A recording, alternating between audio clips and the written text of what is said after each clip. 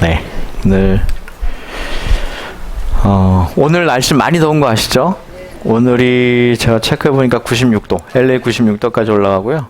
아마 체감 온도는 조금 더 높을 것 같아요. 그리고 저희 동네도 보니까 95도까지 올라가더라고요. 그래서 내일부터 한 93도?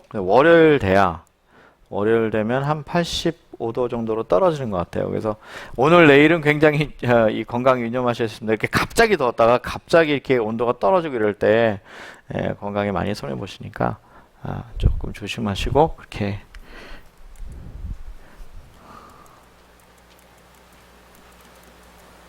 그렇게 건강 관리하셨으면 좋겠습니다. 오늘 출애굽기 24번째 시간이고요. 성소를 주신 이후 두 번째 이야기 여러분들과 함께 나누겠습니다. 자, 우리 매주 읽는 성경절이지만 우리 입에다 착 붙이겠습니다. 자, 시작.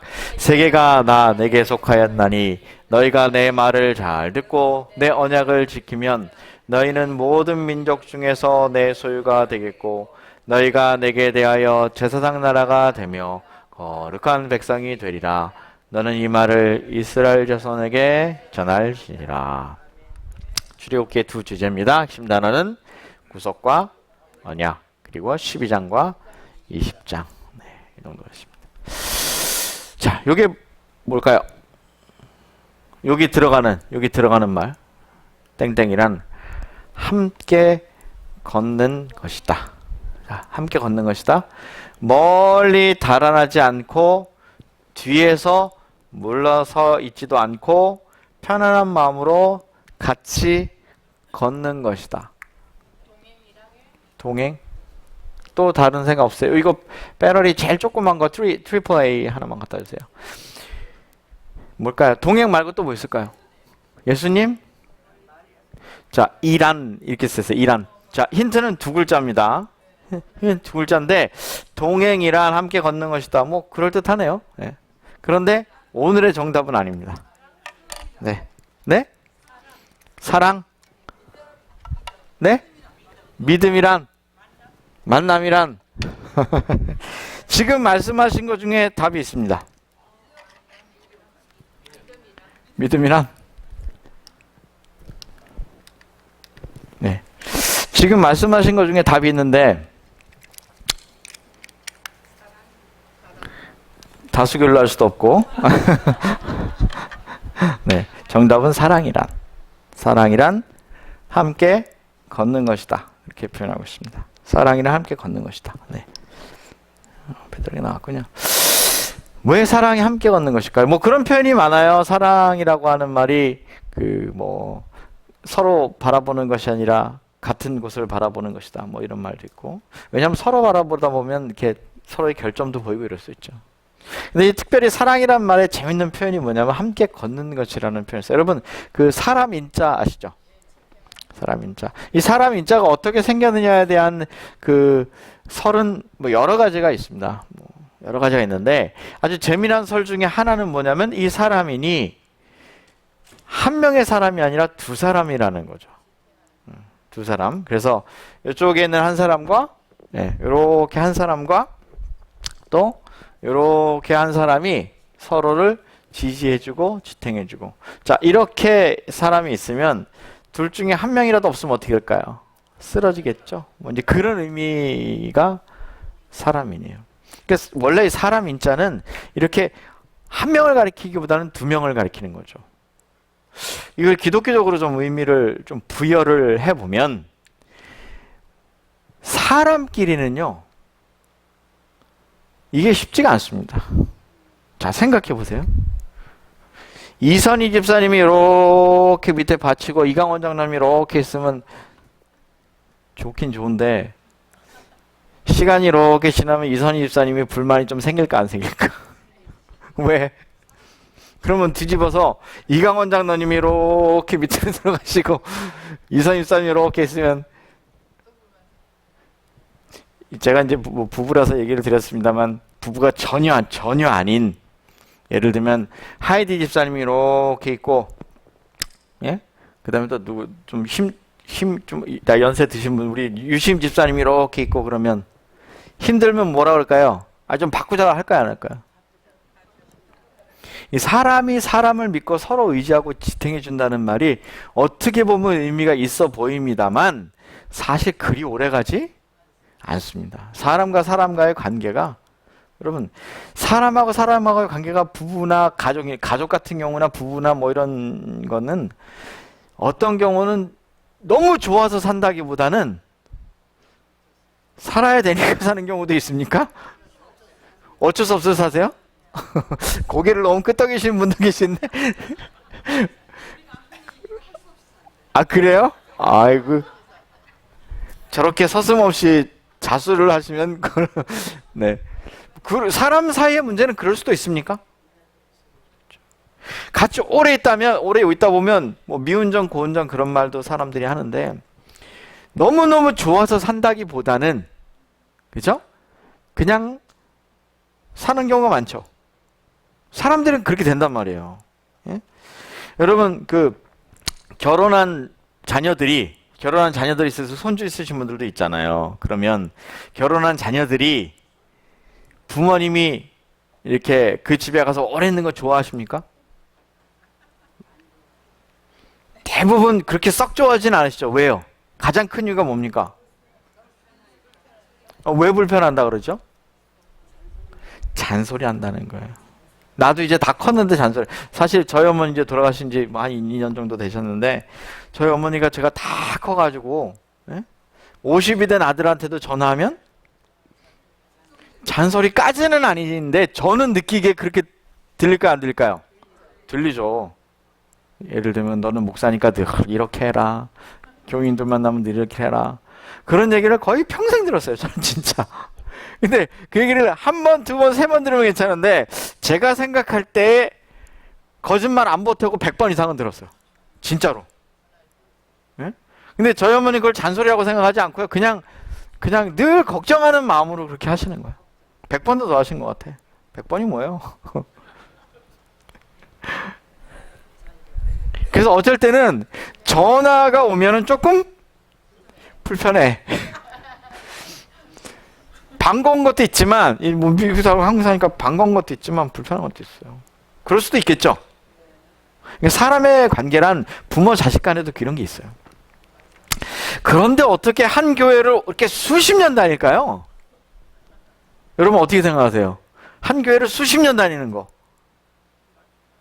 제가 어떤 목사님이, 전 그 목사님이 이 설교 좀 들었으면 좋겠는데 들을 일은 없겠죠.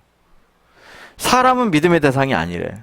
자기가 목회를 해보니까 아직도 사람을 믿네. 저한테 그랬어요. 저희 선배 목사인데. 그래서 제가 대꾸는 안 했지만 전 속으로 웃었어요. 저번 목회를 헛했구나. 그 사람이 나에게 비록 계속해서 실망을 줘도 목사가 저런 말을 쉽게 한다는 건 한번 생각해 보세요. 저 사람이 목회하는 교회 목사들은 자기가 안 믿는다는 거 아니야? 그 교인들을. 무슨 말인지 아세요? 자기가 왜 그러냐면 자기가 목회를 해보니까 자기는 순 뒤통수만 맞더라 이거예요. 아, 그렇죠. 사람의 인간관계가 그렇지 않습니까? 특히 목회자는 더더욱 그래요. 그렇다고 해서 목회자 입에서 사람은 믿음의 대상이 아니다. 그러면 제가 볼 때는 솔직히 저 선배지만 되게 불쌍하게 느꼈어요. 그 사람. 좀 봐도 돼요. 촬영하고 있지만 봐도 됩니다. 저 그 사람 되게 불쌍하게 생각합니다. 왜냐하면 그렇게 해가지고 어떻게 목회를 하겠어요? 그죠? 저 목회를 그냥 잡으로 생각하나? 이런 생각도 들고 저는 제 마음에는 그런 생각이 들더라고요. 뭐 제가 오해하는 건지 모르겠지만 그렇습니다. 저도 뭐 한 25년째 목회하고 있지만 사람과 사람 사이의 관계에서 저 신뢰라고 하는 건 그렇게 쉬운 문제는 아닙니다. 그렇죠? 그런데 교인들마저 목사마저 이런 얘기를 쉽게 해버리면 그럼 우린 뭡니까 도대체? 그런 생각이 제가 들더라고요. 그래서 속아도 뒤통수를 맞아도 역시 교회 안에서는 성도들 간의 관계는 믿음의 관계고 사랑의 관계여야 합니다. 그러면 이거 꼭 기억하셔야 돼요. 이 세상이 나에게 계속 실망을 주고 나를 바치고 있는 사람이 쏙 빠져갖고 나를 아직 골탕을 먹여도 하늘나라 갈 사람은 내 인생 살아보니까 인간은 다 그냥 그런 존재야. 이런 얘기 하시면 안 됩니다. 하늘나라 갈 사람은 자, 오늘 성소 얘기를 하는데 성소 얘기 가운데 왜 제가 이런 얘기를 먼저 하고 시작했냐면 하나님이 왜 성소를 주셨는가 하는 거예요. 왜 성소를 만드셨는가 하는 거죠. 출애굽기에 보면 20장 이후부터 이제 성소 얘기가 나오는데 오늘은 조금 구체적으로 좀 얘기해 보겠습니다. 출애굽기에 나오는 성소 얘기. 제가 다음 주는 조금 더 넓은 성소 얘기를 좀 해볼 거고 오늘은 성소 얘기를 좀 출애굽기에 나오는 얘기를 해볼게요. 자, 출애굽기 25장 8절은 분명히 뭐라고 그러셨냐면 내가 그들 중에 거할 성소를 그들을 시켜 나를 위하여 짓되 거기서 내가 너와 만나고 그랬어요. 그러니까 성소를 지으신 이유를 딱 하나만 얘기해봐라. 그럼 뭡니까? 만남입니다. 만남. 그러니까 하나님은 인간을 만나고 싶은 거죠. 그래서 하나님이 성소를 만들어라 이렇게 얘기하셨다는 것입니다.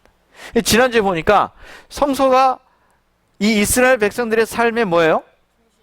중심이었다는 거 제가 지난주에 말씀드렸죠. 그래서 성소를 중심으로 이렇게 다 동서남북으로 그들이 살았어요. 그러니까 구약 성경의 이런 배경을 보면 사람이 사는 하나님 백성들은 이게 성소를 중심으로 살았어요. 이게 항상 삶의 기본이었어요. 제일 가까이에는 레위 자손들이 있었고 특히 동쪽으로는 제사장 지파가 살았고 그들의 삶의 중심이 뭐였냐면 성소였다는 거죠. 그리고 그들이 이동할 때도 어떻게 했어요? 이동할 때도 요 위에가 이동이고 아래가 중앙이군요. 이 밑에가 보니까 성소 중심으로 살았고 그들이 이렇게 이동할 때도 보면 그들의 삶의 중심에 뭐가 이렇게 들어있냐면 법궤가 맨 앞에 가고 그 다음에 중간에 또 성막에 물품들이 가고 그 다음에 고앗 자손들이 성막 기구를 이렇게 메고 가고 맨 앞에는 항상 뭐가 있냐면 하나님의 그 언약궤가 이렇게 앞서갔어요. 그러니까 이들의 삶의 어떤 중심이 성소였어요. 이걸 누가 지시했죠? 하나님이. 왜요? 함께 하고 싶어서. 함께 하고 싶어서. 이 함께 하고 싶은 얘기가 사랑여행 제가 맨 마지막으로 좀 얘기하겠습니다. 그래서 이들의 성소의 어떤 모형도를 보면 그들이 살았던 그 삶의 모형도를 보면 이렇게 성소를 중심으로 그리고 뭐 중간에 저 불빛은 조금 뭐 형상화한 것입니다만 불기둥이 있었다고 성경이 표현하잖아요. 구름 기둥과 불 기둥이 있었다고 표현하니까 아마도 어떤 화가는 이런 식으로 그걸 표현한 것 같아요. 그래서 성소라는 낱말을 우리가 떠올릴 때 이렇게 생각할 수 있다는 거죠. 첫 번째, 성자는 거룩할 성자, 그 다음에 장소, 바소 이렇게 해서 거룩한 장소다 이렇게 한문이 되어 있고요. 그 다음에 왜 거룩하냐면 왜 거룩해요? 하나님이 계시기 때문에 거룩한 거죠. 하나님 없으면 거룩하지 않은 겁니다. 제가 보니까 제가 전에 드린 말씀을 여러 번 드린 적이 있는데 성소라고 하는 말의 개념은 하나님이 계시면 성소고 하나님이 계시지 않으면 성소예요. 그러면 하나님이 계시다 안 계시다를 뭘로 알 수 있나요? 자, 뭐 이 얘기는 조금 제가 다음 주에 좀 이어서 할 겁니다. 성소의 조금 더 넓은 의미. 지금은 제가 어제 저녁에도 믿음과 구원에 관한 얘기를 좀 드렸는데 어떻게 우리가 구원을 확신할 수 있는가? 확신할 수 있는 여러 가지 방법 중에 하나를 제가 어제 저녁에 좀 말씀을 좀 드린 적이 있는데 이렇게 하나님이 계신 것을 확신할 수도 있는가? 하나님이 여기 계시다고 어떻게 확신할 수 있는가? 하는 거죠. 자, 시편 99편에는 너는 여호와 우리 하나님을 높여 그의 발등상 앞에 경배할지어다. 그는 거룩하시도다 그랬습니다.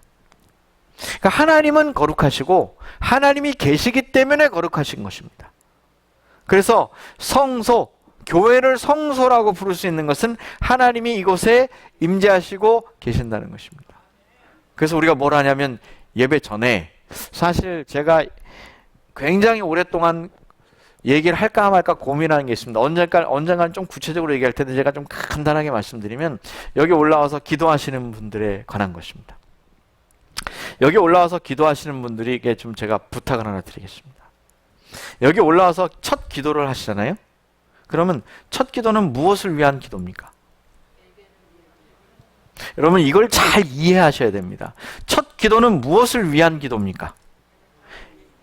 이제 예배가 시작되니 성령 하나님이 역사해 주십시오.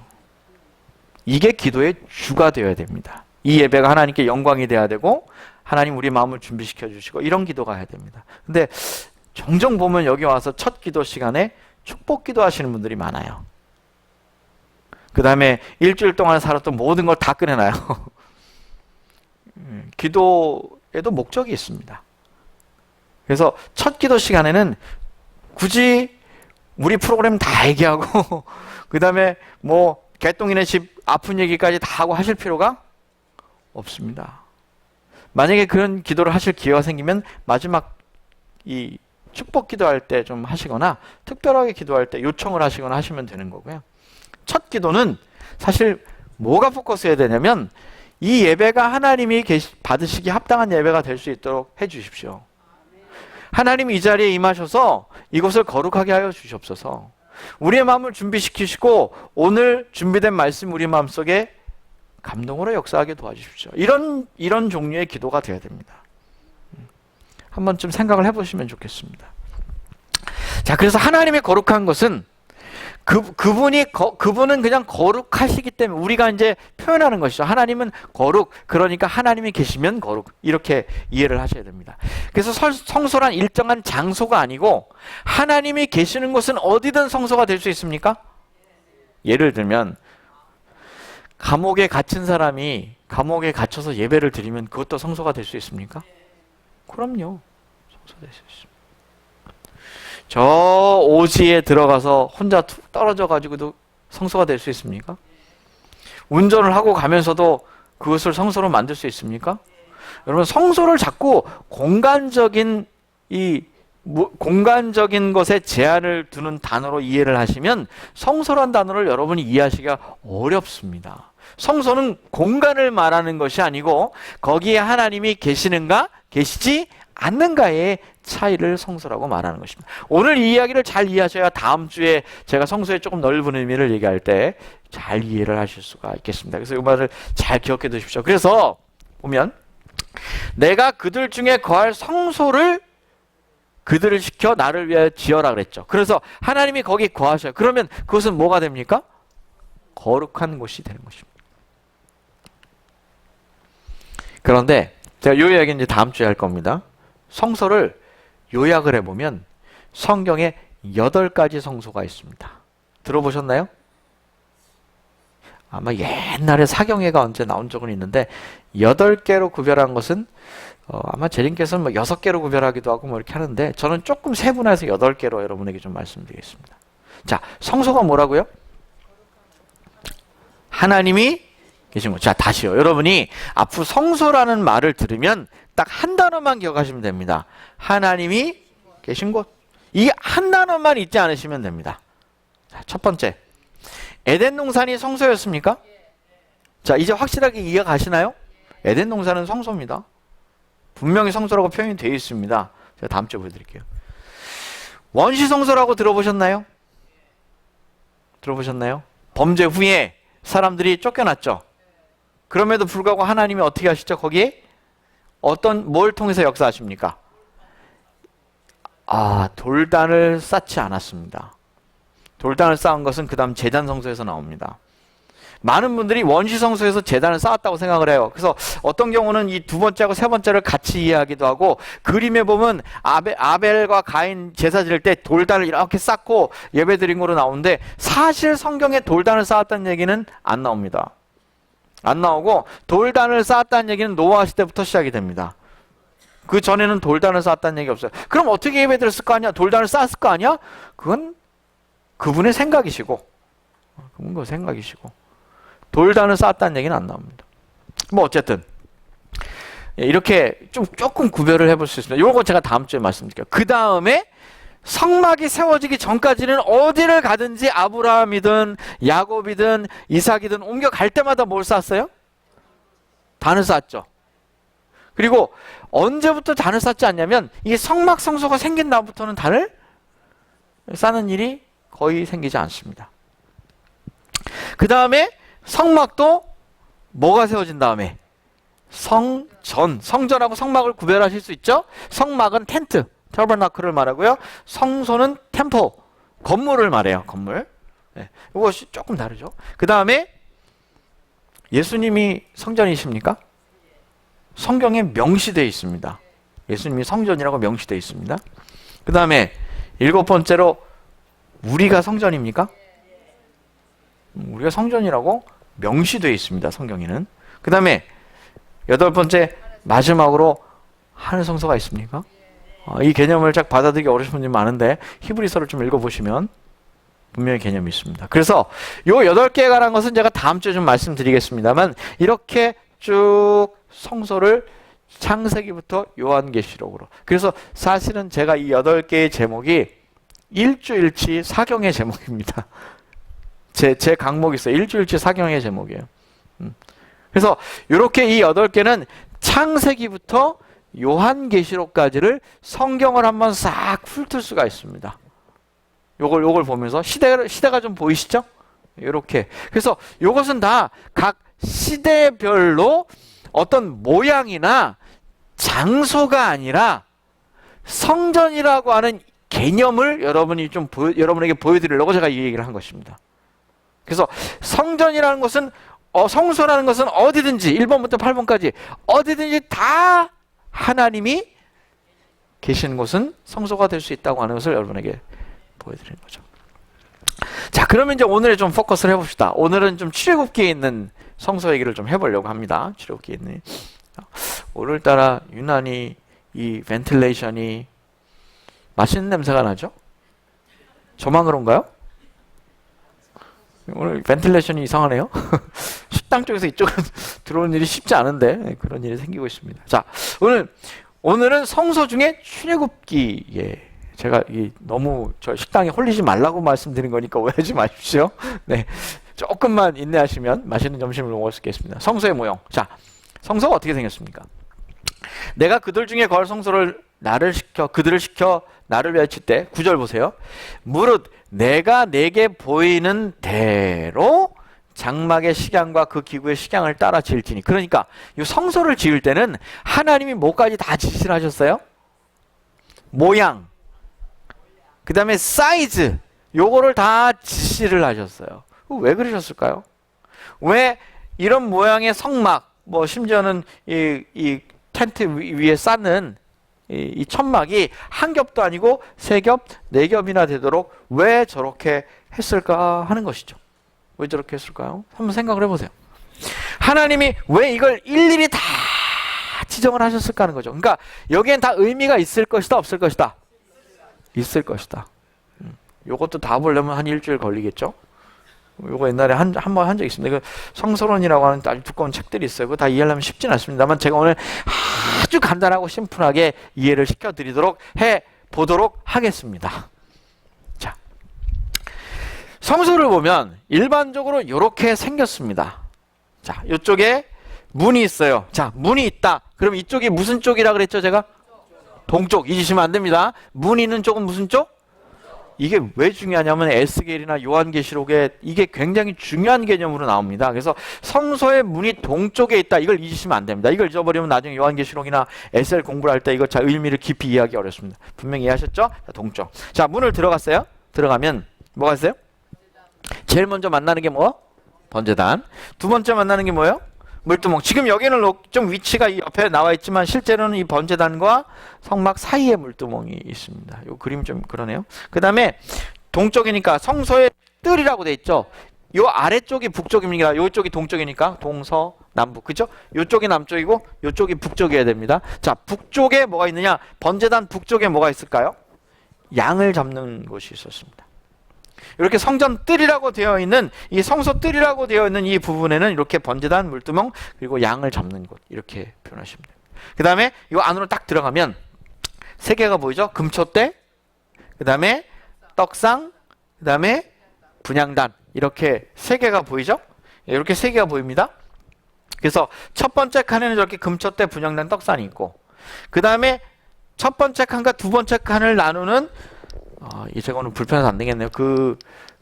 저거라도 좀 갖다 주시겠어요? 이거 뭐죠? 이거 빔 프로젝트 하는 리모컨 좀 주실래요?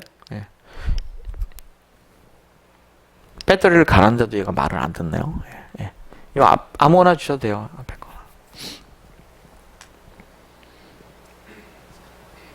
예, 그거 줘도 돼요. 감사합니다. 네. 여기 금초대가 있고요. 그 다음에 떡상 있고 분향단 있고 여기 휘장이 첫 번째 칸 휘장 있고 여기 두 번째 칸과 첫 번째 칸 사이에도 휘장이 있는 거 아시죠? 그 다음에 두 번째 칸에는 여기 법궤와 시은자. 그래서 여기 보시면 성소뜰, 성소 첫째 칸, 성소 둘째 칸 이렇게 되어 있습니다. 보이시죠? 이렇게 있습니다. 그러면 이 첫째 칸, 성소 첫째 칸의 의미는 무엇인가 하냐면 칭의, 즉 십자가를 가리킵니다. 성소 첫째 칸의 의미입니다. 성소 전체의 성소 뜰의 의미입니다. 여기 있는 번제단이나 물두멍이나 양을 잡는 곳이나 이것은 다 뭘 상징하냐면 칭의를 상징합니다. 칭의. 두 번째는 요 성소 두 번째 칸입니다. 요 두 번째 칸은 금초대, 떡상, 분향단 이렇게 세 개가 있어요. 요 세 개는 뭘 가리키느냐? 그러면 성화의 삶을 가리킵니다. 제가 요약해 드리는 겁니다. 그 다음에 세 번째 요 법궤와 시은자가 들어있는 것, 하나님의 영광이 거하시는 곳은 여기죠. 네, 여기죠. 요것은 뭘 가리키냐면 영화 혹은 구원을 가리킵니다. 제가 요걸 잠시 후에 조금 조목별로 정리를 한번 해보죠. 그러면 성소의 뜰 첫 번째 칸을 한번 볼까요? 첫 번째 칸은 요렇게 빨간색으로 이렇게 칠해진 요 부분이 첫째 칸입니다. 자, 동쪽으로 문이 나 있겠죠? 그 다음에 북쪽은 위쪽이고요. 남쪽, 서쪽 이렇게 되어 있습니다. 동쪽의 문을 통해서 들어오면 여기 문이 이렇게 있습니다. 10개 정도 있는데 여기 문이 있고 그 다음에 번제단이 있고 물두명이 있고 그 다음에 요 북쪽에 뭐가 있냐면 양을 잡는 곳이 있습니다. 그래서 요 세 가지는 전부 다 뭘 상징한다고요? 칭의, 십자가의 희생, 입혀주시는 의를 상징하는 것이 성소의 첫째 칸에 해당되는 것입니다.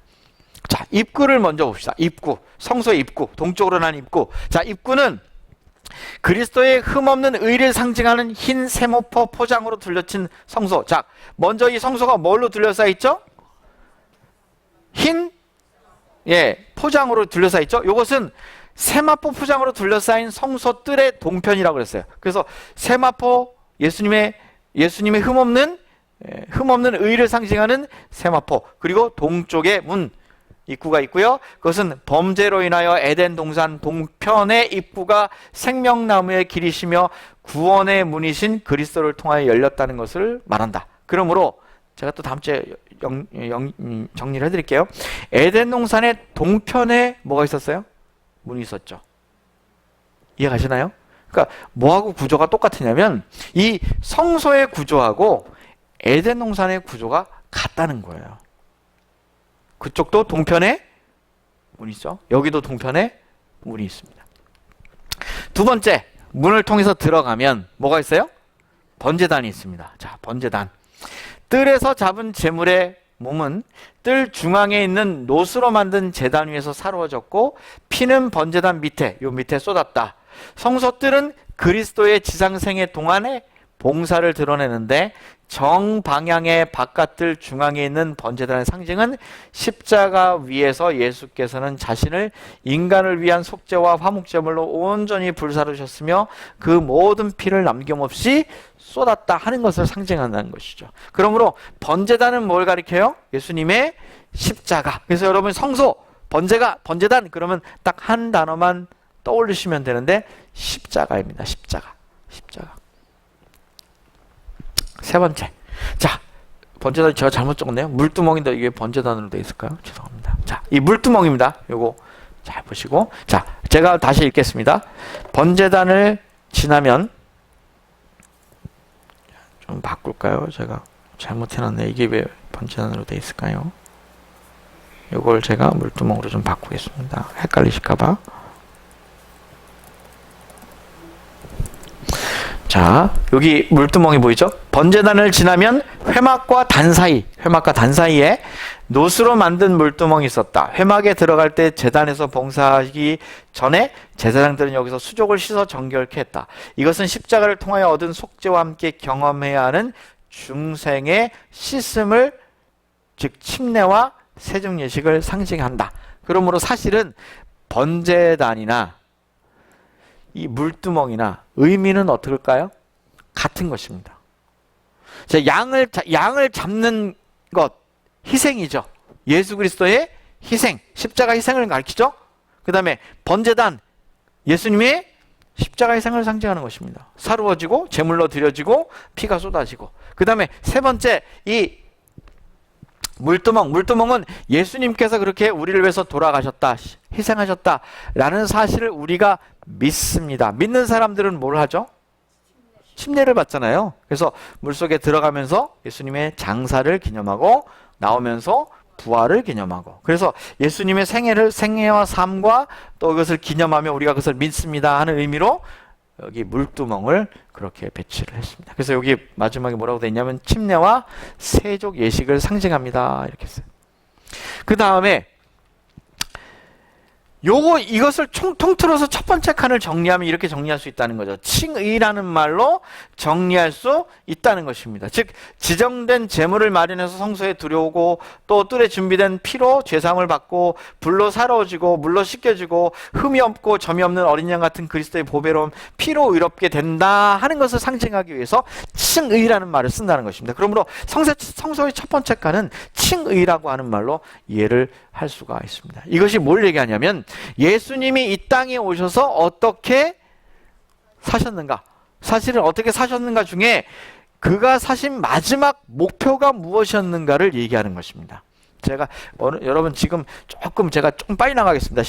여기 많고 여러분이 보니까 뭘 배우는 것 같아서, 그죠? 조금 지루할 수 있으니까 제가 조금 빨리 나가고 마지막 부분을 제가 강조할게요. 보세요. 예수님의 지상봉사인데 예수님의 창에 찔려서 돌아가신 화목제물로 드려지신 십자가, 예수님의 생애 중에 마지막 생애가 뭐였습니까? 십자가였죠. 그걸 상징한다는 것입니다. 그래서 요 첫 번째 칸은 칭의를 상징한다는 것입니다. 칭의를 이렇게 상징한다는 것입니다. 자, 그럼 두 번째 칸을 봅시다. 부지런히 봅시다. 성소의 첫 번째 칸, 뜰이 아니고 성소를 들어갔을 때, 성경은 뭐라고 표현하냐면, 여러분 뭐 지성소, 성소 이렇게 나누시는데 성경엔 그렇게 되어 있지 않고 원어에는 성소의 첫 번째 칸, 두 번째 칸 이런 식으로 구별이 되어 있습니다. 자, 첫 번째 칸을 보면 여기 보면 제사장이 봉사하고 있는 모습이 보이죠? 그리고 여러분이 보시면 북쪽으로 떡상이 있고, 남쪽으로 금촛대가 있고, 그 다음에 서쪽으로는 분향단이 있고, 이런 형태로 되어 있습니다. 그래서 여러분이 지금 보시는 것 중에 이렇게 빨갛게 표시되는 이 부분이 바로 어디냐면 지금 말씀드린 성소의 첫 번째 칸입니다. 자, 성소의 첫 번째 칸 보시는 것처럼 북쪽으로 떡상이 있고, 남쪽으로 촛대가 있고, 서쪽으로 분향단이 있습니다. 그러면 남쪽에 있는 것부터 봅시다. 자, 7 촛대는 뭘 상징하냐면, 성소에 들어가면 남쪽에 순금을 쳐서 만든 등대가 있는데요, 이것은 주의 말씀은 내 발의 등이요 내 길의 빛이나이다. 그 기름은 성령을 상징하고요, 또 능력의 성령 말씀을 통해서 역사하실 때 불로 연단한 금과 같은 변화된 성품, 변화된 품성, 이렇게 표현하고 있습니다. 그러므로 여기 태워지는 기름을 성령이라고 표현하고 있고, 그 다음에 여기가 이제 불이 비춰지죠. 불이 나죠. 불이 나는데 이것은 변화된 품성, 또 하나님의 영광을 드러내는 신자, 이렇게 표현했어요. 여기 보니까 하나님의 영광을 드러내는 신자이며 무엇이다? 교회다, 이렇게 표현했거든요. 그러므로 이 금촛대는 뭘 상징하냐면 그리스도인의 빛된 삶을 얘기해요. 삶. 그러니까 그리스도인이 빛된 삶을 살려면 무엇이 있어야 될까요? 기름이 있어야 되잖아요. 성령이 있어야 돼요. 성령의 인도하심을 따라 사는 삶, 이것이 상징하는 것이 바로 금촛대입니다. 두 번째, 북쪽에 이 떡상이 있어요. 이 진설병이 떡상이 있고, 여기에는 12지파를 상징하는 12개의 떡이 있죠. 이 떡이 있습니다. 그리고 6개씩 이렇게 두 단으로 싸는 것입니다. 오른편에 북쪽이죠. 생명의 떡이 있고요, 그리스도의 몸을 나타내는 12개의 누룩 없는 빵, 여기 발음 잘못 쓴 것 같으네요. 누룩이 없으면 빵이 될 수 있을까요? 네, 잘못 썼네요. 누룩이 없으면 떡. 오늘도 떡이 있습니다. 오늘도 떡이 있습니다. 누룩이 없는 떡. 나란히 차려놓은 진설병이라고 표현했고요, 말씀이 육신이 되어 오신 그리스도, 육신이 말씀으로 표현된 뭘 표현한 거예요? 성경 말씀을 표현한 거예요. 말씀을 표현한 겁니다, 이 떡은. 그래서 남쪽에 있는 촛대는 그리스도인의 삶, 북쪽에 있는 떡상은 뭐예요? 말씀. 네, 그리스도의 육체, 이렇게 표현했어요. 말씀이라고 표현하시면 됩니다. 예수님 말씀이라고 그러셨죠? 네. 그 다음에 서쪽에 분향단이 있습니다. 이 분향단은 뭘 상징할까요? 첫째 칸 서편에 서편 휘장 앞에 정금으로 입힌 분향단이 있는데 저녁 등불을 손질할 때 함께 향을 사러 왔어요. 여기서 향을 사러 왔습니다. 그러니까 불이 있고 향을 사러 왔죠. 이 향은 성도들의 기도인데 이 향이 지성소로 넘어가 온 방을 채우듯 그리스도의 끊임없는 은혜의 중보로 성도들의 탄원이 함께 간합되고 있다. 그러므로 이 향이 이렇게 퍼져서 성소 두 번째 칸으로 넘어간다. 이걸 뭐라고 표현했냐면 그리스도인들의 기도라고 표현했다는 것입니다. 기도. 그래서 성소 첫 번째 칸의 의미를 성화라고 얘기하는데 이 성화라는 것은 무엇을 통해 이루어지느냐? 성화는 무엇을 통해 이루어질까요? 말씀, 기도, 그리스도인의 빛된 삶이에요. 여러분이 성화라고 하는 것을 이 성서에서 정확하게 정의할 수가 있습니다. 칭의는 십자가에 달리신 예수 그리스도 희생, 성화는 기도와 말씀과 빛된 삶. 기도하고 말씀이 있으면 어쩔 수 없이 뭐가 나옵니까? 제가 오늘 아침에도 오면서 그 방송을 들었는데 제가 방송 얘기 잘하는 건 맨날 오면서 들어서 그래요. 어떤 방송은 들으면 목소리가 되게 신뢰감이 생겨요. 아, 저 사람은 목소리가 탁 들어봐도 제가 누구라고 말할 수는 없지만 어떤 방송은 들어보면 말소리 자체가 신뢰심이 있어. 그런 제가 지난주에 말씀드렸잖아요. 그런 얘기 함부로 교회에서 하시면 안 됩니다. 교회에서는요, 특정 정당이나 특정 그 사람의 이름을 거론하지는 말아주시길 다시 한번 부탁드리겠습니다. 지난주에 이어서 제가 또 부탁을 드리네요. 네, 뭐 구체적이지만 않으면 괜찮습니다. 예? 구체적인 이름으로 하지 마시고. 어쨌든 어떤 사람은 굉장히 신뢰가 가는 목소리. 근데 어떤 사람은 되게 막 신뢰가 안 가는 목소리 같은 거 있잖아요. 그럴 수 있습니까? 그럴 수 있죠. 이건 어디서 나올까요? 그 사람의 살아온 삶에서 나옵니다. 예? 뭐 그런 말 들어보셨죠? 뭐 누가 그런 표현했더라. 이렇게 50이 넘으면 자기 얼굴에 대해서 뭘 줘야 된다. 그럼 여러분은 잘 모르지만 되게 싸놓아 보이는 분들 있는 거 아세요? 제가 상담을 참 많이 하잖아요. 그죠? 어떨 때는 여기까지 올라오는데 참아야 될 때가 참 많습니다. 저도 사람이니까 여기까지 올라갈까 안 올라갈까 억지를 부리시는 분들 굉장히 많습니다. 상담하다 보면. 근데 그거를 어떻게 제가 참 잘 얘기하느냐, 이거는 제가 성화가 됐다기보다는 한 25년 해서 그런가 봐. 화를 제가 내야 될 상황인데도 어쩔 때 물론 화를 내게 됩니다만 화를 잘 안 내도록 뭐가 돼요?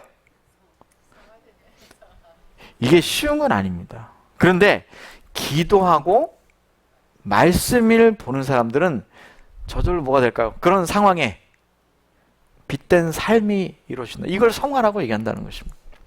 그러니까 이 성화가 그렇게 쉽게 되는 거는 아니에요.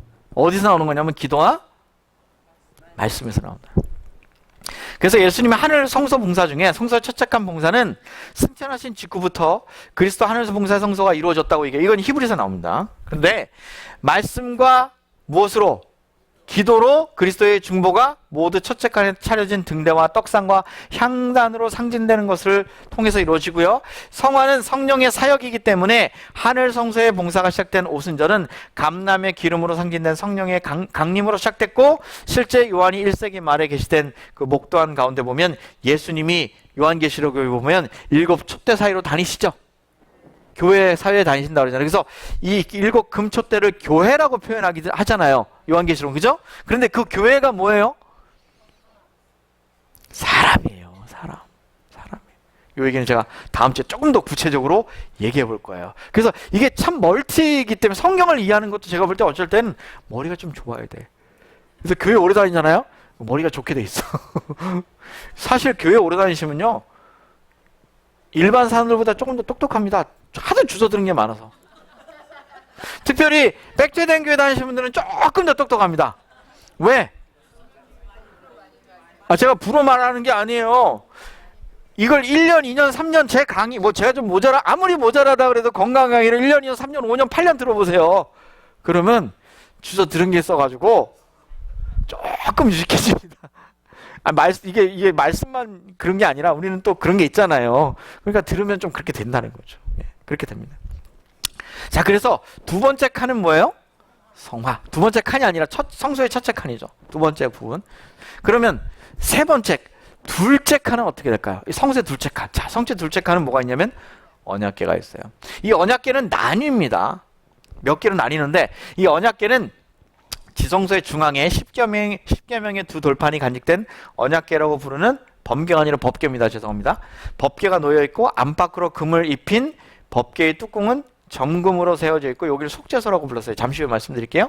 시은자라고 불리거나 석죄소라고 불리는 게 이 뚜껑 위에 있었지만 여기 언약궤라고 말한 건 이 밑에 궤를 말합니다. 왜 언약궤냐? 십계명이 그 안에 들어있으니까. 참고로 언약궤 안에는 십계명 말고 또 뭐가 들어있었죠? 두 개가 더 있어요. 아론의 쌍난 지팡이, 또 하나 십계명, 또 만나가 들어있었어요. 만나를 한 오멜에 갖고 항아리에 이렇게 이 세 가지가 들어있었던 게 이 언약궤다. 그렇게 여러분 기억하시면 되고요. 자, 이 언약궤 위에 보니까 뭐가 있어요? 그룹 천사들이 표입니다. 그룹 천사들을 자, 속죄소의 금판이 얹어져 있는 양편의 날개를 마주대고 펼친 여기 보니까 여러분 케루빔이라고 들어보셨어요? 케루빔? 체루빔 혹은 케루빔이라고 들어보셨을 텐데 이 케루빔이라는 말이 그룹 천사를 말하는 것입니다.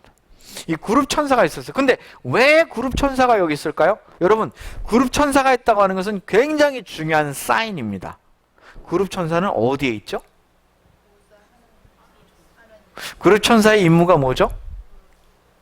이 그룹 천사, 성경에 케루빔이라고 하는 그룹 천사의 임무가 있어요. 이 임무가 뭐냐면 하나님이 가시는 곳은 어디든지 따라다니면서 보좌하는 거예요. 비서들의 비서. 수행 비서예요. 그러니까 이 케루빔이 있다고 하는 것, 그룹 천사가 있다고 하는 것은 거기에 누가 계시다? 그렇게 이해를 하시면 된다는 것입니다. 그 다음에 쉐키나라고 하는 부분이 나오는데 자, 밑에 언약궤가 있고 여기 천사가 있고 요 가운데 보면 빛이 나죠? 이 빛이 나는 부분을 뭐라고 하냐? 쉐키나라고 해요. 자, 두 덮는 그룹 사이에 하나님의 임재를 나타내는 영광의 빛, 요걸 뭐라 그래요? 쉐키나. 쉐키나라는 말은 잊어버리셔도 됩니다만 요 중간에 쉐키나라고 하는 임재, 하나님의 임재의 빛이 있었는데 쉐키나라는 말의 뜻은 뭐냐면 거하다, 그런 뜻이에요. 거하다. 자, 샤칸이라는 거하다는 뜻인데 이것이 히브리 동사에서 나온 말이고요. 하나님은 십계명이 보관된 언약궤의 뚜껑인 속죄소 위에 마주 서 있는 그룹 사이에 요 언약궤 위에 그룹 천사들 사이에 계신다. 이렇게 성경이 표현하고 있다는 것이죠. 자, 그러면 요걸 왜 속죄소라고 얘기했는가? 율법 위에 차려진 하나님의 보좌는 공의만 드러내는 것이 아니라 대속죄일의 특별 의식을 통해서 속죄소와 속죄소 위와 속죄소 앞에라고 표현했어요. 그래서 여러분 대속죄일날 피를 양을 잡아가지고 어디로 가져가죠? 성소 두째 칸으로 들어가서 지성소라고 하는 곳에 들어가서 거기에 피를 놓죠. 거기에 속죄소예요. 그리스도의 피를 상징하는 희생 제물이 피가 뿌려질 때 그것은 죄를 속하는 속죄소가 되고 구속의 은혜를 베푸시는 시은자가 되는 것이다. 그것은 온 인류가 범한 율법을 요구하는 공의의 대가를 십자가의 대속으로 넘치게 치르신 하나님의 은혜가 법계 위를 덮을 때 의와 공의가 보좌의 기초가 되리라. 인자함과 진실함이 주를 앞서 행하리라 하신 구속의 섭리가 이루어진다. 그러므로 이 언약궤 위에 피가 뿌려지고 거기서 피가 뿌려지면 언약은 율법은 우리에게 뭘 요구하냐면 우리를 정죄하려고 그래요. 너 죄를 범했구나. 이렇게 정죄하죠. 그런데 그 정죄함을 로부터 해방시키는 것이 뭐냐면 그리스도의 피죠. 그렇죠? 그리스도의 피가 원래는 어디서 흘려졌냐면 번제단에서 흘려졌지 않습니까? 번제단, 그 다음에 양 잡는 거 이렇게 성소의 첫 번째 그 바깥들. 근데 그것이 어디로 옮겨지냐면 하나님의 보좌 앞으로 옮겨지는 것입니다. 그래서 죄의 결과인 죽음에 대하여 그 죄값을 치르는 것. 그것을 이제 대속죄일을 나중에 공부해 보시면 그 얘기가 나옵니다. 그런 의식이 대속죄일이라는 것입니다. 그래서 성소의 둘째 칸의 의미는 영화인데 이것은 십자가 구속이 거기서 끝나는 것이 아니라 어디에 드려진다는 것이냐면 하나님의 보좌 앞에, 율법의 앞에, 율법의 요구 앞에 뿌려진다고 하는 것을 이렇게 얘기하는 것이고 언제서야 비로소 인간이 영화롭게 됩니까? 자, 여러분 구원 받으셨습니까? 자, 이상고 박사가 이걸 잘 이해 못하시는 것 같아서 되게 답답합니다. 참 답답해요. 십자가에서 구원이 완성됐습니까? 맞습니다. 그런데 왜 여기 사세요? 아니 완성이 됐는데 왜 여기 사시냐고. 완성이 됐는데 왜 우린 여기 삽니까? 그걸로 끝났습니까? 안 끝났어요? 끝났어요?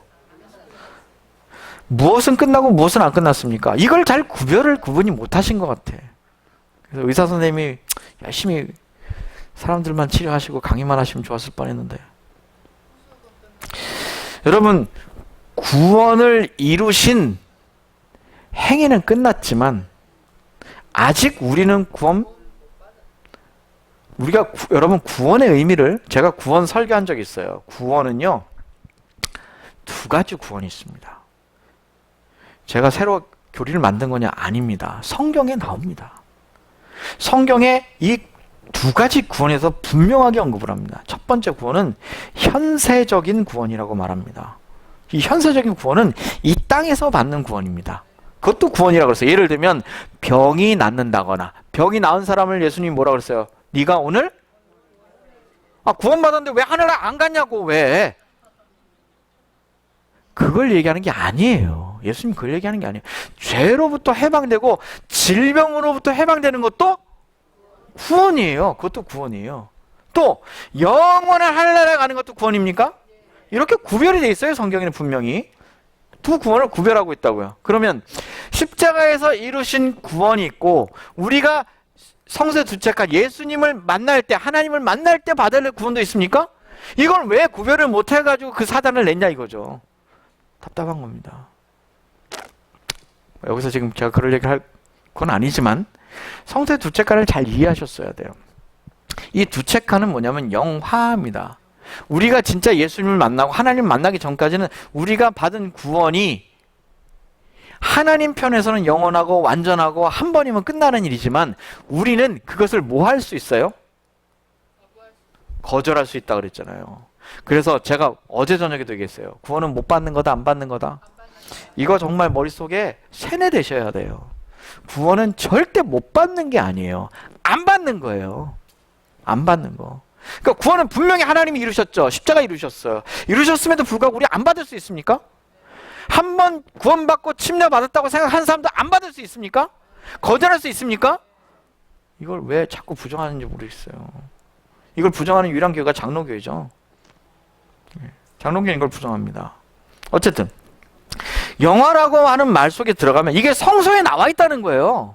왜 뜰에 분명히 십자가로서 구원이 완성되어 있는데, 잠시 후에 이제 보시면 알아요. 앞으로 10분 동안, 지금부터 10분이 핵심입니다. 지금까지는 어떻게 보면 서론이었어요. 자 보세요. 이 영화가 여기서 이루어져. 그러니까 우리가 진짜 변화된 몸을 입고 하늘나라 가서 산다. 이걸 상징으로 나타내는 것은 이 여기입니까? 여기입니까? 여기입니까? 세 번째 부분이에요. 그러므로 우리는 아직 뭐가 안 됐어요? 근데 꼭 장로교식으로 얘기한다는 거죠. 구원 받았습니까? 여러분 그런 얘기 있잖아요. 안식일교에서 제가 물어볼게요. 여러분 구원 받으셨습니까? 이거 봐요. 장로교회 가가지고 여러분 구원 받으셨습니까? 그러면 이 천장 뚫어 나갑니다. 근데 이게 장로교회는 정말 믿음 있고 우리 교회는 없어서 그러나 그게 아니에요. 이게 무엇의 차이냐면 분명히 여러분이 아셔야 돼요. 교리의 차이예요. 이게. 아세요? 자, 그럼 제가 구별해서 다시 물어볼게요. 여러분, 제가 구원은 성경에 두 가지가 있다 그랬잖아요. 이 땅에서 우리가 받을 수 있는 죄로부터의 구원이라든지 여러분의 질고로부터의 해방이라든지 하나님께서 우리에게 그런 구원 주셨고, 영원히 받는 구원, 하늘나라 가서 받는 구원을 받았어요. 두 가지가 있어요. 그러면 제가 구별해서 물어볼게. 여러분, 아직 우리가 하늘나라에 가서 받는 구원은 받지 못했지만 우리가 침례받고 예수 믿고 우리의 질병으로부터, 우리의 사망으로부터, 우리의 고통으로부터 해결해 주실 하나님의 그 구원을 여러분 확신하십니까? 달라진다니까? 이걸 구별해 주지 않으니까 안식일 교인들이 아멘 못하는 거예요. 이게 다르거든요. 이해하셨어요? 우리는 아직 하늘나라 안 갔어요. 근데 장로교는 왜 아멘 하냐면 그 사람들은 다 하늘나라 가 있다고 생각해요. 왜? 한 번 받은 구원은 영원하다. 그래서 침례교회나 감리교회나 안식일교회나 성결교회는 장로교회와 그런 교리들을 배척하는 거예요. 맞지 않다. 성서적이지 않다. 다른 겁니다. 제가 다르다고 분명히 얘기했어요. 다른 겁니다. 그래서 이 영화의 구원을 여러분 잘 이해하셔야 돼요. 여기서 구원이 이루어졌는데 이게 왜 또 필요하냐 이거죠. 여러분 지금부터 잘 보셔야 합니다. 자, 이 세 개의 구원의 단계는 이렇게 되어 있습니다. 자, 간단하게 또 보고 지나가죠. 자, 첫 번째 성막. 제가 말씀드렸죠? 예수 그리스도의 피, 성막. 여기 이제 성막입니다. 성막, 하얀 성막. 두 번째 문. 세 번째 번제단. 네 번째 물두멍. 다섯 번째 분향단. 떡상. 금촛대. 그리고 휘장. 셰키나라고 하는 보좌.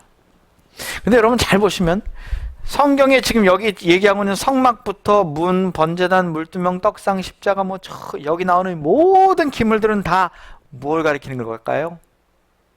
딱 한 단어입니다. 예수님이에요. 핵심이 이겁니다. 예수님이에요. 성막도 예수님입니까? 문도 예수님입니까? 번제단도 예수님입니까? 양도 예수님입니까? 침례도 예수님입니까? 죽음과 부활? 기도와 빛된 삶과 말씀 예수님입니까? 휘장 예수님이에요? 하나님의 보좌 예수님입니까? 성막이 상징하는 것은 하나부터 10까지 전부 다 예수님입니다. 그냥 답이 그거예요. 답이. 그런데 말이죠. 지금까지 조셨어도 지금 5분만 잘 버티십시오. 이제부터가 핵심입니다. 오늘의 결론이 핵심이에요. 요것만 들으면 설교 다 들은 거야. 우리가 어딨냐면, 자, 이걸 잘 보셔야 돼요, 여러분. 우리가 어딨냐면, 죄인은 성소 바깥에 있습니다. 성소 안에 있어요, 바깥에 있어요? 바깥에 있어요. 그러면 이 죄인이 누구를 만나려면, 자, 예수님을 만나려면 여기를 들어가서 예수님을 이런 단계를 다 통해야 여기 가서 예수님 만날 거 아니에요? 그런데 이 자체가 원래는 말이죠. 죄로 인해서 하나님하고 인간 사이가 어떻게 됐어요? 분리돼 있죠. 그럼 여기 문이 있었을까 없었을까? 없었어요.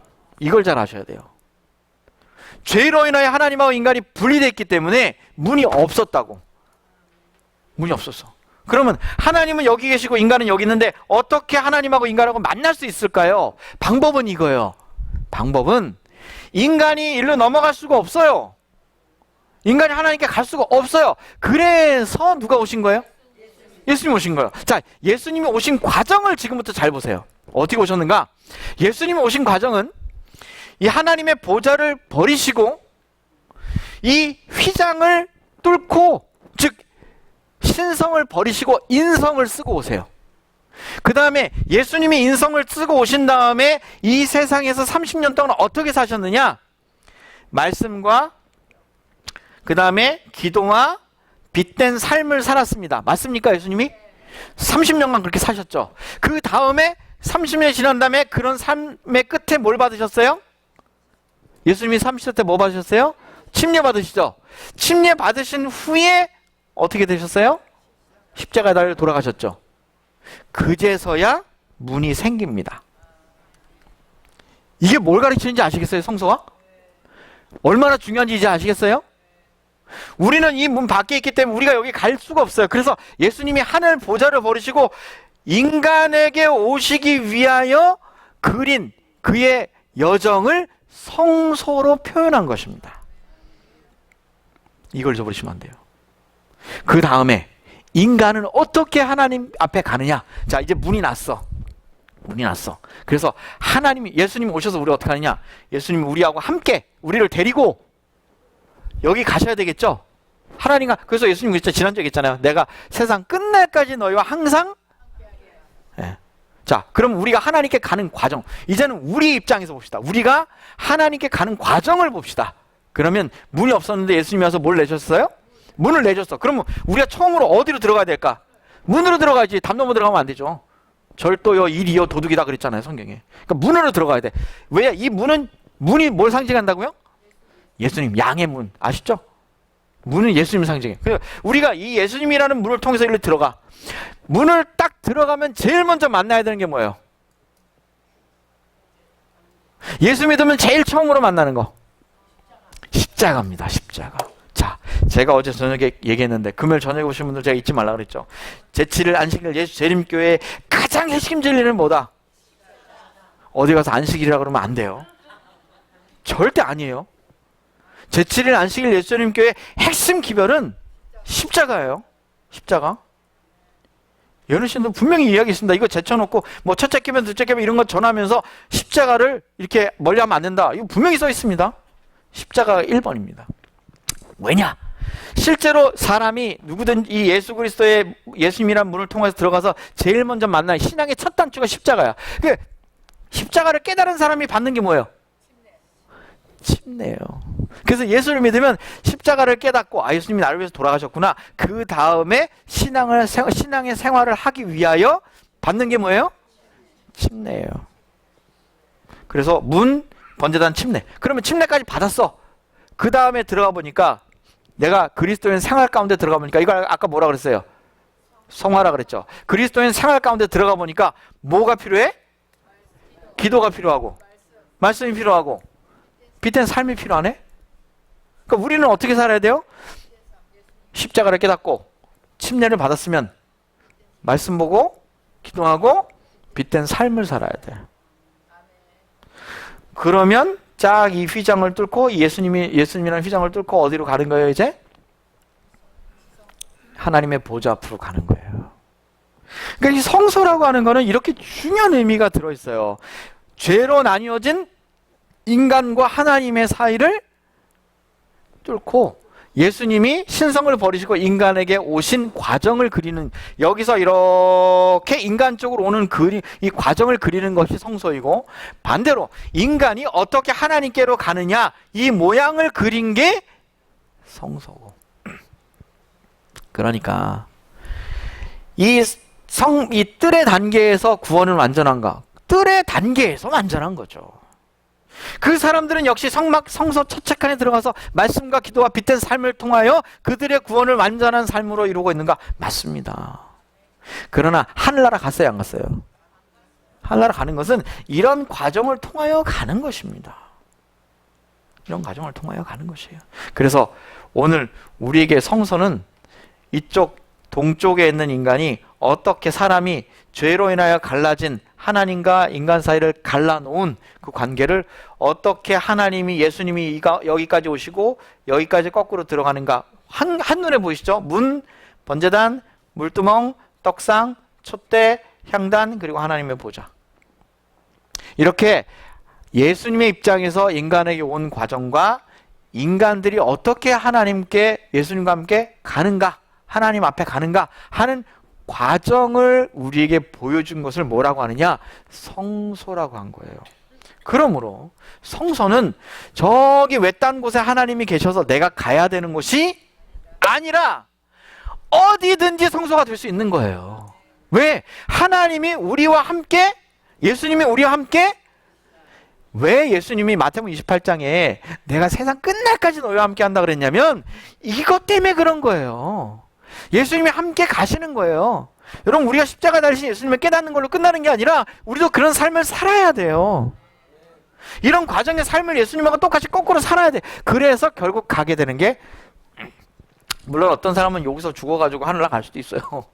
여기서 죽어서 하늘나라 간 사람도 있습니까? 이 오른편 강도, 이 번제단 가까이도 못 가고 여기서 죽었잖아요. 그렇죠? 그렇지만 그의 마음속에 예수를 믿는 믿음이 있었죠. 그러니까 여기서도 완전한 거고 여기서도 완전한 거고 여기서도 완전한 거고 다 이 단계별로 다 완전한 거예요. 어디서 죽었든 다 하늘나라 가요? 가는 거예요. 여러분, 여기 침례 못 받고 여기서 죽었어도 이 기도와 말씀과 빛된 삶 안 했어도 여기서 죽었어도 하늘나라 갈 수 있어요, 없어요?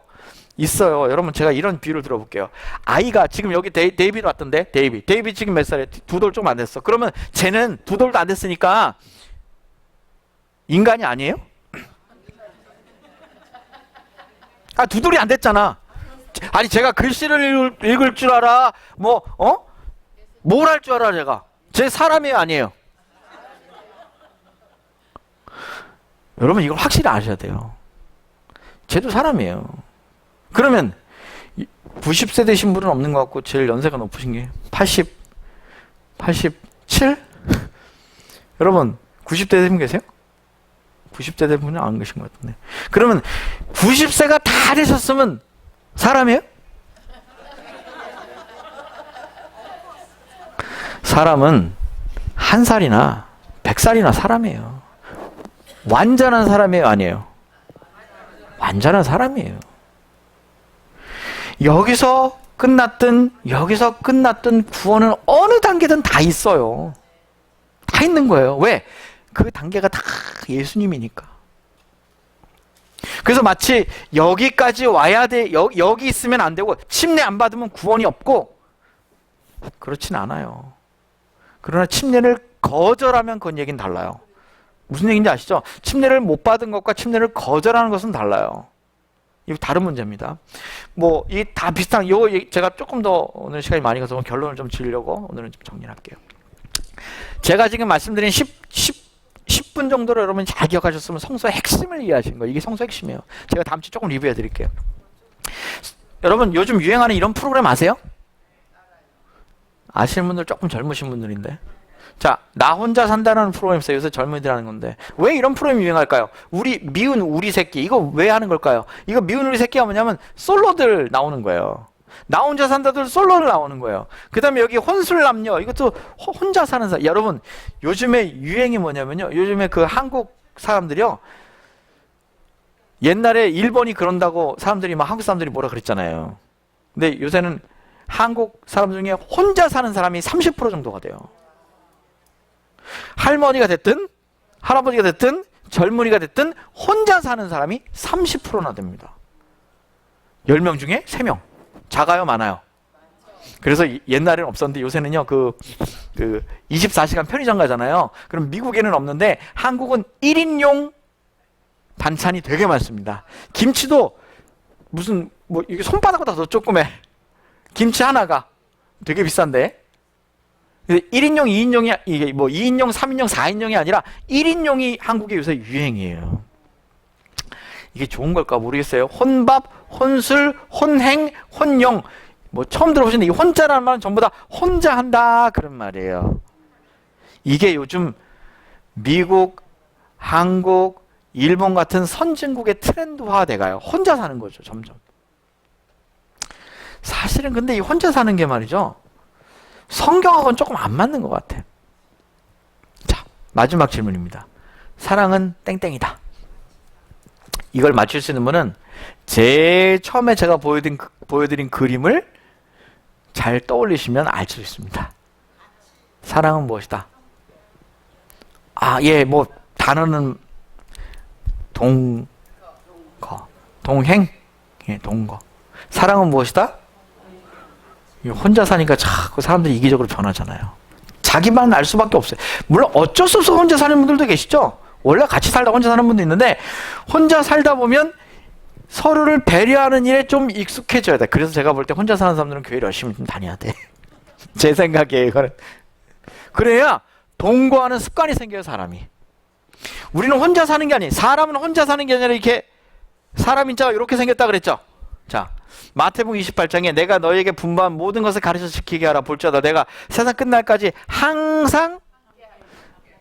그러니까 하나님은 우리가 혼자 살 사람인 걸 아셨나 봐. 그래서 왜 교회 다녀야 되냐면 세상 사람들은 혼자 살면 진짜 혼자 살거든요. 그러나 하나님 믿는 사람들은 혼자 살아도 같이 살아. 같이 살아. 그래서 혼자 되신 분들이 여기 좀 계신데 너무 외로워하지 마시고 여기 하나님이, 예수님이 함께 계신다는 사실을 잊지 않으셨으면 좋겠어요. 근데 왜 함께 계시냐 이거죠. 왜 함께 계시냐면 아까 성서 보셨죠? 우리가 이 땅에서 하늘나라로 가는 이 과정을 하나님이, 예수님이 우리와 함께 하시려고 하나님 우리와 동거하신다. 그것을 성서는 우리에게 보여주고 있다.